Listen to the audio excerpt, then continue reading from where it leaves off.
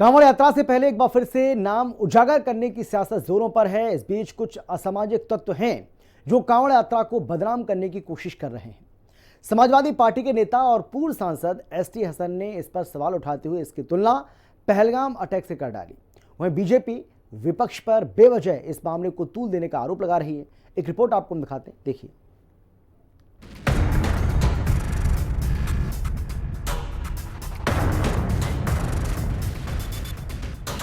कांवड़ यात्रा से पहले उत्तर प्रदेश में होटल्स और ढाबों की जांच को लेकर बवाल मचा हुआ है। योगी सरकार का साफ आदेश है कि जहां से कांवड़िए गुजर रहे हैं, उन रास्तों पर खाने पीने की दुकानें, ढाबे, रेस्टोरेंट वालों को अपनी सही पहचान उजागर करनी है। इसके पीछे का तर्क है कि कांवड़ियों की आस्था के साथ किसी तरह से खिलवाड़ न हो। उन्हें खाने पीने की चीजें पवित्र मिलनी चाहिए। सरकार के इस आदेश के बावजूद अभी भी धरातल पर ऐसे कई दुकानदार हैं जिन्होंने अपनी पहचान उजागर नहीं की है। इन सब के बीच विपक्ष लगातार सरकार पर हमलावर है। विपक्ष का कहना है कि कांवड़ यात्रा कोई नई बात नहीं, ऐसे में सरकार के इस तरह के आदेश देश में सद्भाव खराब कर रहे हैं। यूपी में कांवड़ यात्रा से पहले खाने पीने की दुकानों पर नेम प्लेट मामले के बीच मुजफ्फरनगर में कर्मचारी की पैंट उतारने की कोशिश का मामला सामने आया है। हाल ही में बगरा आश्रम के संचालक यशवीर महाराज और अन्य हिंदुवादी संगठनों के कार्यकर्ता दिल्ली देहरादून नेशनल हाईवे 58 पर एक ढाबे पर पहुंचे थे। यहाँ उन्होंने पहचान के लिए आधार कार्ड मांगे। ऐसा न करने पर ढाबे पर लगा बारकोड स्कैन किया तो उसमें मालिक का नाम मुस्लिम समुदाय का निकला।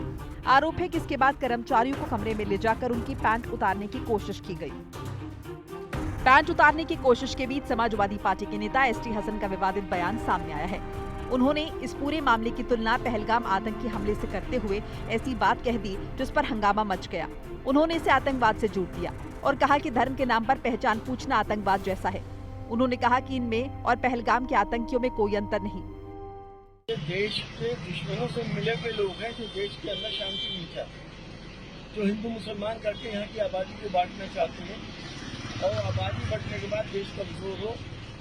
इनका एक एजेंडा है, लोग इस बात को समझ नहीं रहे, लेकिन धर्म की आड़ में धार्मिक ब्लैकमेल करके ये सब हरकतें कर रहे हैं। किसने ये राइट दिया इनको कि ढाबों की चेकिंग करें?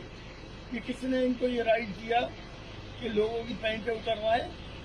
क्या इनमें और उन आतंकवादियों में कोई फर्क है जिन्होंने धर्म पूछ के पहलगाम के अंदर गोलियां मारी? वहीं जब हिंदी खबर ने खुद एसटी हसन से उनके इस बयान को लेकर सवाल किया, तब भी वो इससे पीछे नहीं हटे।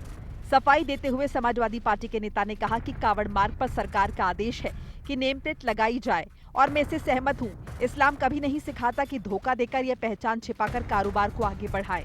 प्रशासन को जांच का अधिकार है, लेकिन क्या किसी नागरिक को अधिकार है कि वो पैंट उतारकर जांच करे? कांग्रेस ने भी एसटी हसन के बयान का समर्थन किया है। कांग्रेस नेता उदित राज ने उनके बयान का समर्थन करते हुए कहा कि हसन ने इसमें गलत क्या कहा। जो आतंकवादी थे, पहलगाम में उन्होंने धन पूछकर गोली मारी है। ये लोग जो कर रहे हैं उन्हें मैं आतंकवादी ही कहूंगा।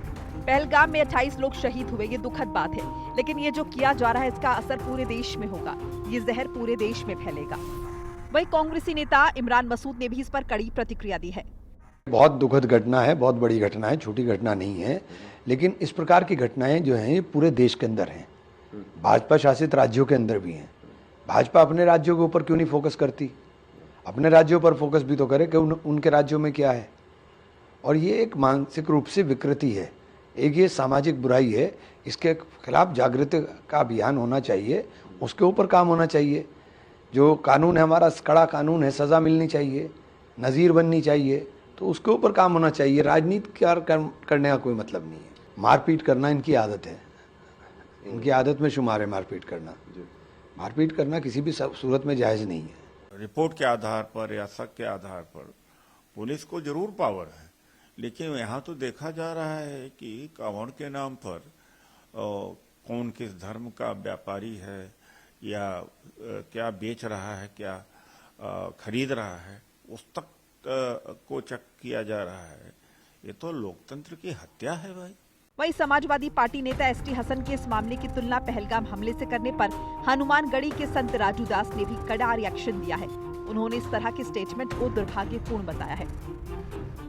मुझको लगता है कि सपा बार बार सनातन का ही अपमान करने का ठेका ले रखा है। दूसरी बात, कांवड़ यात्री उस रूट से जाते हैं, उस रूट पर मांस, मछली मदिरा का बंद होना जरूरी है।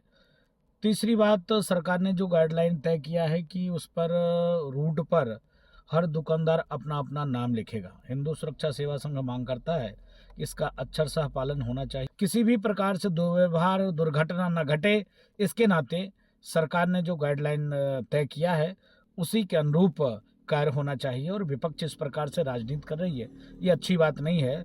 मुझको लगता है कि क्या विपक्ष क्या चाह रहा है, कांवड़ यात्री को मीट खिलाना, दारू पिलाना, ये इच्छा है विपक्षियों का।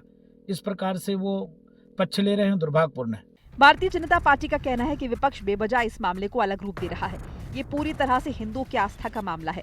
ऐसे में किसी को भी पहचान छिपाकर दुकानदारी नहीं करनी चाहिए। अब समाजवादी पार्टी उस डूबते हुए जहाज की तरह होगी जिसको छोड़कर हर कोई जाने को तैयार है, और उसका जिम्मेदार खुद अखिलेश यादव का अहंकार है, जिन्होंने हमेशा दोहरी राजनीति का इस्तेमाल किया है। लेकिन अब जनता की समझ में और ख़ुद उनके कार्यकर्ताओं की समझ में भी आ चुकी है कि अखिलेश यादव का चरित्र और चेहरा दोनों अलग चीज़ें हैं। मैंने पहले भी कहा था कि समाजवादी पार्टी में एक बहुत बड़ी टूट 2026 में होने जा रही, उसी के संकेत यहाँ पर देखने को मिल रहे हैं। अखिलेश यादव को अभी भी अगर उनके अंदर राजनीतिक धर्म है तो अपने राजनीतिक धर्म को देखते हुए अपने पद से त्यागपत्र देना चाहिए और राष्ट्रीय अध्यक्ष किसी दूसरे को बनाना चाहिए। बहरहाल जो भी है, जितना शासन के आदेश के खिलाफ जाकर पहचान छिपाकर श्रद्धालुओं की आस्था के साथ खिलवाड़ है, उतना ही कानून को हाथ में लेकर दूसरे को सरेआम अपमानित करना भी। जाहिर है इस तरह की हरकतें देश में सद्भाव के खिलाफ हैं और ऐसे लोगों पर कानून के तहत कड़ी कार्रवाई होनी चाहिए। लेकिन दूसरी तरफ समाजवादी पार्टी के नेता को भी इस मामले पर राजनीतिक रोटियां सेकने से बचना चाहिए। जाहिर है इस मामले की किसी भी तरीके से 22 अप्रैल को हुए पहलगाम हमले से तुलना मुनासिब नहीं है, जिसमें कई निर्दोषों को मौत की नींद सुला दिया गया था। ब्यूरो रिपोर्ट, हिंदी खबर।